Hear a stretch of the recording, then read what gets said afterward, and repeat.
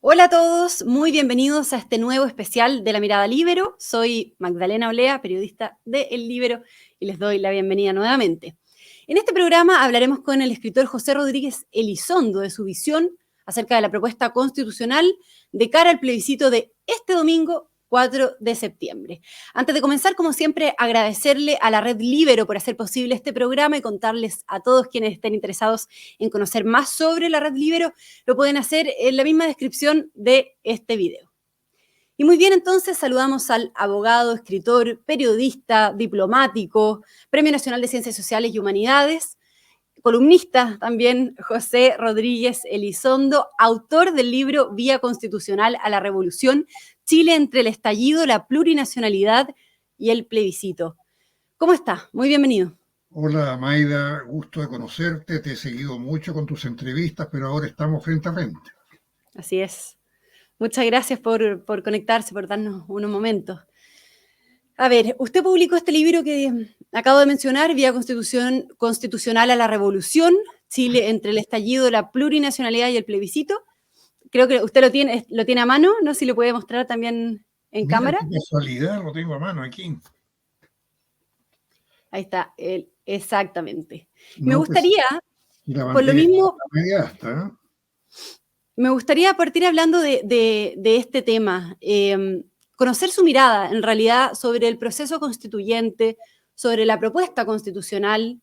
Usted ha dicho que votará rechazo, ¿no? Me gustaría conocer sus razones de fondo que lo inclinan al rechazo y cómo ve el texto emanado de la convención. La verdad, Maida, es que yo empecé a rechazar esto desde que vi que estaba un tema fundamental que es el eje, a mi juicio, de toda la propuesta, que es la plurinacionalidad. Ujú. Yo considero que la plurinacionalidad es el eje un poco camuflado de toda la propuesta. Por lo tanto, yo no puedo estar en contra de que la propuesta diga que seremos un Estado social y democrático, que tenemos que proteger los ecosistemas, que hay que reconocer una cantidad enorme de derechos individuales con los cuales estoy de acuerdo, como no voy a estar de acuerdo con prohibir la esclavitud, por ejemplo, con el derecho al placer y el derecho al ocio. Por lo tanto, yo me he desentendido de todos esos contenidos siguiendo un aforismo que aprendí en primer año de la Escuela de Derecho. Lo accesorio sigue la suerte de lo principal. Y lo principal es que transformaban a mi país en el cual nací en un país de 12 naciones, 11 nominativas y la 12ª tácita, que era la nación chilena. Y Mm. para mí es lo que debe seguir siendo la nación de Chile, con todos sus pueblos incorporados, con toda la pluralidad social que significa. Es decir, estamos otra vez, Magdalena, ante un experimento mundial con respecto a la ciencia política. Y esto es muy complicado porque cada cierto tiempo Chile da esta nota de estar bajo la curiosidad mundial, y tenemos un montón de expertos en Chile que nos dan consejos, que nos apoyan, que nos rechazan, y realmente son interferencias que nos distraen mucho de lo principal: cómo hacer que nuestra democracia, que nuestra economía se desarrollen y prosperen. Mm. Antes de entrar al detalle acerca de su visión, ¿no? Que usted ha dejado muy claro en numerosas ocasiones al respecto de la plurinacionalidad, ¿no? Y las consecuencias que significa eso también, me gustaría preguntarle por el título del libro, de Vía Constitucional a la Revolución, digamos, porque en el fondo usted plantea que ha habido una revolución en Chile, que se ha producido una revolución en nuestro país. Y bueno, estamos, como decía, a 3 días del plebiscito, queda realmente muy, muy poco, estamos en la recta final. Y quiero preguntarle en qué estado de salud está esta revolución hoy día, si sigue viva. Bueno, no estoy solo en la observación, pero te corrijo un poco. No es que estemos en revolución, sino que en un proceso revolucionario, cosa que tiene un matiz diferencial muy interesante. Yo recuerdo cuando Fidel Castro vino a Chile en la época de Allende y habló de este insólito proceso revolucionario. Ahora podríamos repetir lo mismo: es un insólito proceso de revolución en transición, o de transición a la revolución. ¿Y por qué digo yo que es una vía constitucional? Porque en mi época de juventud se hablaba de las distintas vías para hacer la revolución socialista, la vía pacífica y la vía armada. Entonces vivimos este proceso de discusión académica durante muchos años, hasta el año 1970, que con la elección de Salvador Allende empezó a ejecutarse, como quien dice, cuál va a ser la solución, si la vía institucional o pacífica o la vía armada que predicaba Fidel Castro y que aquí sus adláteres denominaban como enfrentamiento inevitable. Ahora yo creo que estamos ante una tercera vía, que es la vía constitucional. Y esto tiene toda una historia de dónde emana esta vía constitucional. Por ejemplo, yo estoy procesando esto para eventualmente un nuevo libro que se llame La tercera vía de la revolución socialista, ¿no?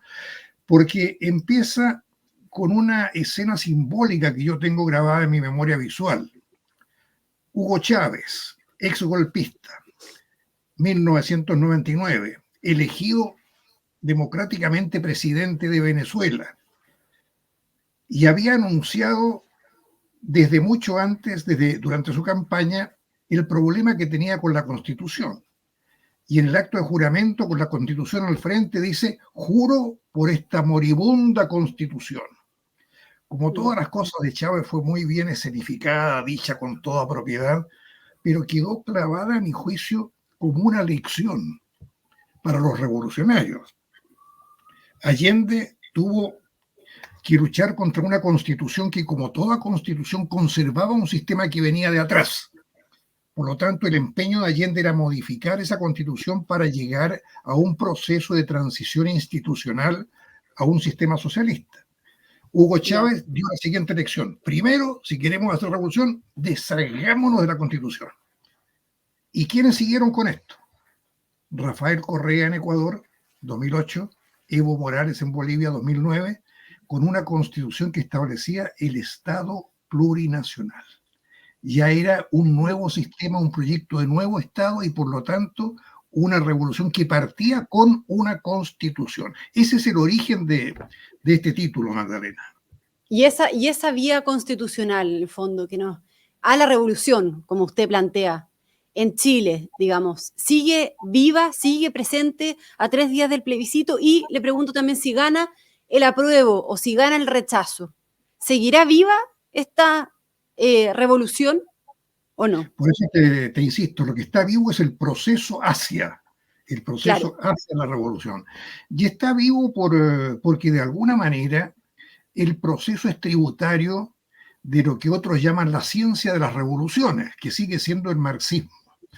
Y el marxismo estableció un sistema que pareció muy ortodoxo, según el cual la revolución se producía cuando había una situación revolucionaria, que esto lo complementó después Lenin en la Unión Soviética. Y situación revolucionaria se produce cuando los de abajo no soportan seguir viviendo como viven y los de arriba no pueden mantener su sistema de dominación. Es decir, cuando se produce un momento de crisis integral del sistema político vigente. Eso está. A fines del gobierno de Sebastián Piñera había un problema de ingobernabilidad y de debilidad estructural de la democracia chilena.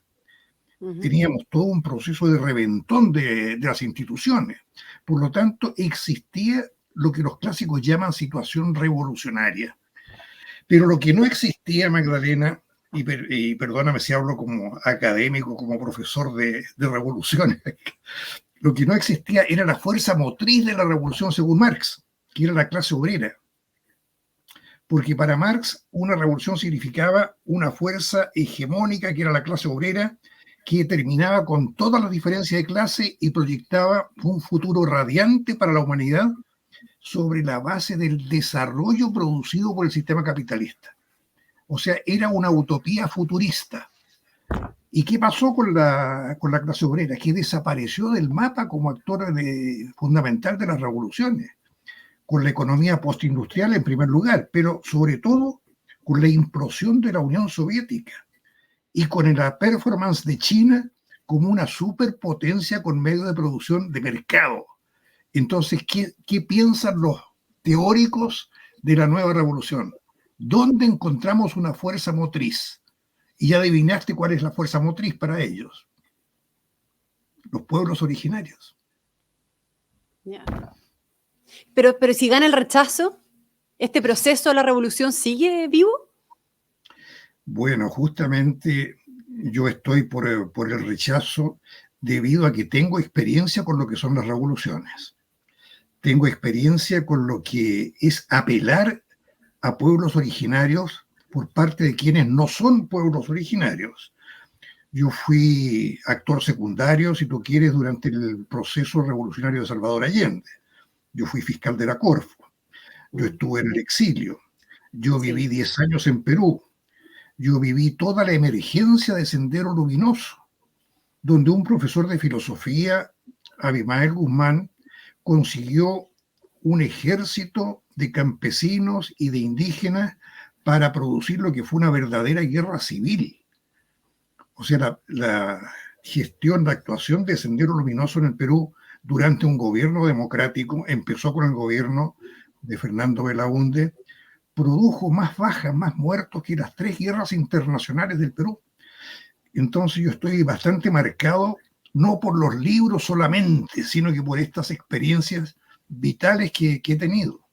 Ya, pero en el fondo si gana el rechazo, como dicen las encuestas electorales hoy día, este proceso que usted dice, la revolución, continúa. Y se lo pregunto también porque entrevistábamos hace unos días a Mauricio Rojas y él también decía que podríamos entrar en un nuevo ciclo de violencia política, que se podría presenciar un estallido 2.0, también porque él decía planteaba que la izquierda dura no iba a aceptar la derrota del domingo y que iba a ser una vuelta al camino insurreccional visto en 2019, ¿no? ¿Cree que podríamos enfrentar una situación así? Fíjate, Magdalena, que no es que yo crea o descrea de esa posibilidad, porque es una posibilidad que fue anunciada por convencionales. Yo recuerdo un convencional, no recuerdo quién fue, que dijo que en caso de que se rechazara la propuesta constitucional iba a haber violencia. Y yo escribí una columna diciendo que eso era como decir: si el pueblo no está de acuerdo conmigo, cambiemos el pueblo. Entonces, estamos frente a una amenaza de que va a haber violencia. Pero si no hubiera esa amenaza, de todos modos, yo votaría rechazo, porque el rechazo está implícito en que me cambien el país. Yo, por mi experiencia, por mis conocimientos académicos, también pienso que lo menos malo es lo a veces más pragmático, seguir viviendo en una democracia para perfeccionarla. Lo que tenemos que refundar, Magdalena, no es el país, no es rehacer la historia. Lo que tenemos que refundar son los partidos políticos fracasados, los políticos incumbentes que nos llevaron a esto. Pero aquí voy a aplicar una metáfora de Mao. No hay que botar el agua sucia de la bañera con el bebé adentro. Si nosotros estamos diciendo, bueno, visto que los malos políticos produjeron este cuadro, terminemos con el país, fundemos un país distinto, en vez de un Estado unitario, 12 naciones. Caramba, yo lo primero que pienso es lo siguiente, y todavía no se me ha dado respuesta. Los convencionales que crearon por ley, por norma jurídica, 11 naciones, estaban pensando internamente cómo manejar el bloque político de poder interno en términos gramscianos. No pensaron en que crear 12 naciones debilitaba un Estado unitario que coexistía con otras naciones alrededor. Y no pensaron cuál era nuestra relación con las otras naciones, empezando por las vecinas, Argentina, Perú y Bolivia. Entonces, como yo he tenido esta especialidad supuesta de relaciones internacionales, cuando me hablan de plurinacionalidad, yo pensé en relaciones internacionales. ¿Qué iba a significar un Chile plurinacional frente a estados nacionales unitarios que pueden tener pleitos con nosotros? Entonces, ahí recorro la historia. Hemos tenido en la historia una relación normal, pacífica, amistosa con los 3 vecinos, y la respuesta la conocemos. No es cierto, no la hemos tenido. Por lo tanto, nuestra situación geopolítica es una situación delicada. No es para hacer experimentos. Por lo tanto, y ahí viene la profundización de mi razón de rechazo, Magdalena. La razón fundamental es que porque yo quiero seguir teniendo la fiesta en paz con los vecinos y que se respete el Estatuto de Paz firmado con Perú, con Bolivia en 1904, en 1929, después con Argentina, los tratados que tenemos, y que discurramos nuestra relación en paz y en democracia en la medida de lo posible. Hoy día, ¿cuál es el estatus de nuestros vecinos? Bolivia no tiene relación diplomática con nosotros. Tiene una constitución que desconoce el Tratado de Fronteras con Chile de 1904. Está en la Constitución Boliviana Plurinacional. Evo Morales, siendo expresidente, fue a Perú para inaugurar una América Latina plurinacional con la tácita anuencia del presidente del Perú, Pedro Castillo. Lo cual ¿Y usted cree que hay una intención ahí del expresidente de Bolivia, Evo Morales, para recuperar mar para Bolivia mediante la plurinacionalidad, perdón? ¿Cree que Evo Morales usa esa plurinacionalidad como un factor estratégico para conseguir mar para Bolivia? No tengo la menor duda.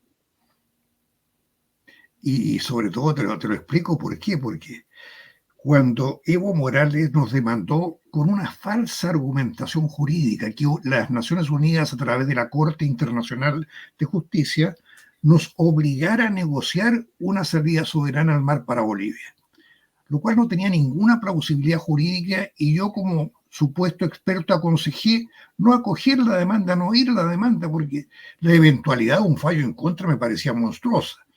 Que una Corte de Naciones Unidas nos obligara a negociar cesión de territorio. Bueno, en definitiva, la Corte falló por goleada a favor de nosotros. Entonces yo vi los titulares en la prensa: triunfo del derecho, se acabó el problema con Bolivia. He conversado con diplomáticos que me decían, ya no hay más problema, Pepe, con Bolivia. Y mi respuesta fue, bueno, ustedes no conocen la política de Bolivia, ustedes no conocen la política de Evo Morales. Porque Evo Morales no es un presidente democrático como los anteriores o como la mayoría de los que se consideran democráticos, es un recuperacionista extremista. La política boliviana tiene dos grandes vectores: los presidentes pragmáticos y los presidentes recuperacionistas.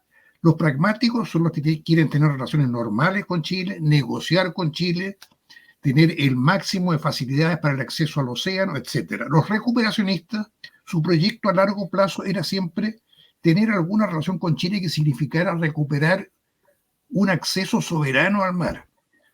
Pero como todo en la vida tiene matices, dentro de los recuperacionistas había extremistas del recuperacionismo, y uno de ellos es Evo Morales. Yeah. O sea, este sería un efecto de la plurinacionalidad, ¿no? Y usted también ha dicho que se debilitaría el Estado unitario y nacional de Chile. Como de hecho, el ex vicepresidente de Bolivia, Álvaro García Linera, hablaba de la gran nación continental plurinacional a nivel de todo el continente. O sea, en el fondo, ¿esto puede conducir al separatismo también, la propuesta de constitución? Bueno, sencillamente confundir la descentralización con la autodeterminación de 11 naciones es como pensar que si tú tienes un pastel y lo cortas en 12 partes, se mantiene la cohesión del pastel. Terminó la cohesión del pastel, de la torta, de lo que tú quieras. Por lo tanto, un Estado unitario, centralizado, al cual le plantean que la mejor vía para descentralizar es dividir el país. Bueno, no sé de qué estamos hablando. Estamos hablando de debilitar el Estado Nacional de Chile. Yeah. Y la segunda pregunta viene, ¿estamos en condiciones de debilitarnos? Y ahí viene lo que no discutieron los convencionales. ¿Qué pasa si el Estado de Chile se debilita con la delicada situación geopolítica que tiene Chile? ¿Y cuáles son sus expectativas respecto al plebiscito y a lo que ocurra este domingo? ¿Cree que va a triunfar el rechazo? Y como han dicho las encuestas, ¿qué cree que va a suceder, digamos? ¿Y qué pasaría con todo lo que estamos conversando en un eventual triunfo del rechazo? ¿Qué pasa con todo este proceso? Bueno, en esto no puedo dar ninguna opinión que sea original porque está todo sobre el tapete. La especulación sobre lo que va a pasar el día 5 ya son abundantísimas. Lo que yo te puedo decir es que ya fracasó la propuesta constitucional comparativamente hablando por la mayoría abrumadora que tuvo la aprobación del plebiscito de entrada. Es decir, pasar de un casi 80% a una situación en que se duda que pueda ganar la aprobación, ya es una derrota para el talante político que exhibió el país en el momento del plebiscito inicial. Ahora, en este momento, todas las encuestas dicen que hay una diferencia promedio de 10 puntos a favor del rechazo. Por lo tanto, a ese rechazo al cual yo estoy contribuyendo desde mi perspectiva, le adjudico la posibilidad de mantener la democracia, la república y la unidad del Estado, que no es poca cosa. Ahora, eso ya está anunciado que iba a traer problemas, pero también iba a traer problemas el apruebo. Por lo tanto, hay que hacer apelación, Magdalena, como la que hemos hecho con una especie de declaración que hicimos algunos chilenos, entre los cuales varios premios nacionales, aquí después del día 4, hagamos todos los esfuerzos patrióticos posibles para tener la fiesta en paz y en democracia. Y aquí yo empleaba una palabra que se emplea poco en Chile, la palabra patria. Yo soy de las viejas generaciones donde teníamos bastante pudor para decir que éramos patriotas, donde respetábamos los símbolos patrios de una manera natural, porque nos venía desde el colegio. Pero ahora, por todos los síntomas que estamos viendo, el sentimiento patrio se encuentra muy debilitado. Tú, como yo, hemos visto esas escenas horribles de gente trapeando el piso con la bandera chilena pintada de negro. ¿Para qué te voy a hablar? ¿Cómo? Lo que sucedió en Valparaíso con la bandera chilena también. ¿Para qué mencionar el asqueroso fenómeno que vimos recién en Valparaíso? Por lo tanto, además la canción nacional, todos los emblemas, ¿no? Cuando hay que pedirle a organizadores de eventos que coloquen la bandera chilena entre una multitud de banderas identitarias. Bueno, eso significa un problema grave en la educación de los chilenos, que fue, a mi juicio, uno de los problemas más grandes que nos dejó como legado la recuperación de la democracia. Estuvimos tan ocupados desmontando la dictadura que nos despreocupamos de la educación. José Rodríguez Elizondo, tenemos que ir despidiéndonos, pero preguntarle, bueno, por último, en el fondo, ¿cómo ve el día después, como usted decía, del plebiscito, digamos, el 5 de septiembre? Que se está hablando de acuerdos, digamos, para reformar, ¿no? Para volver a, si es que gana el rechazo, volver a redactar una nueva constitución. ¿Qué alternativa sería buena en ese caso, a su juicio? ¿Una convención, una comisión de expertos, el Congreso? ¿Por qué método se inclina usted y también qué rol debiese jugar ahí también el gobierno y el presidente Boric en esto, ¿no? Para liderar este acuerdo post-plebiscito? Bueno, primero, yo digo que lo mejor dentro de lo posible, de las opciones que hay, es el rechazo. Si no se produjera eso, no me voy a cortar las venas, sino que voy a trabajar por evitar que el apruebo se transforme en una catástrofe. Y evitarlo significa colaborar a que se morigere el ímpetu revolucionario, refundacional, indigenista, reconociéndole todos los derechos que por culpa de la República no reconocimos a los pueblos originarios. No soy enemigo, ni mucho menos de los pueblos originarios. He sido educado en la cultura de Alonso de Ercilla y Zúñiga, que es la que permeó a todos los chilenos hasta hace muy pocos años. Por lo tanto, dentro de lo duro que podría ser un principio de ejecución de la propuesta, creo que habría que trabajar por morigerar esos aspectos. Ahora no han querido asumir el error de haber puesto lo plurinacional como definición del Estado, que es el eje de toda la propuesta. Así que ese es para mí el problema básico con el cual estoy chocando.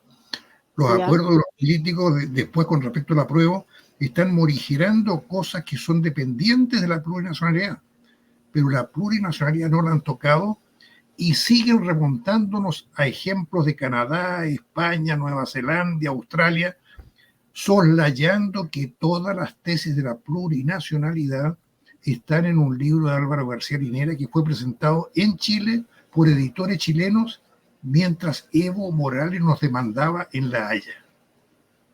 Cosa que habla de una manera muy crítica con respecto a la alerta de nuestra diplomacia.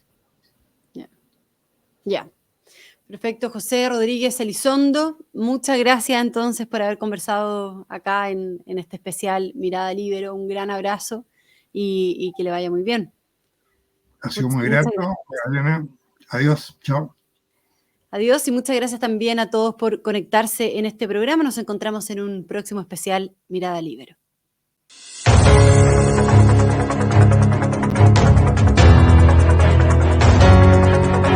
Haz que estos contenidos lleguen más lejos haciéndote miembro de la Red Líbero.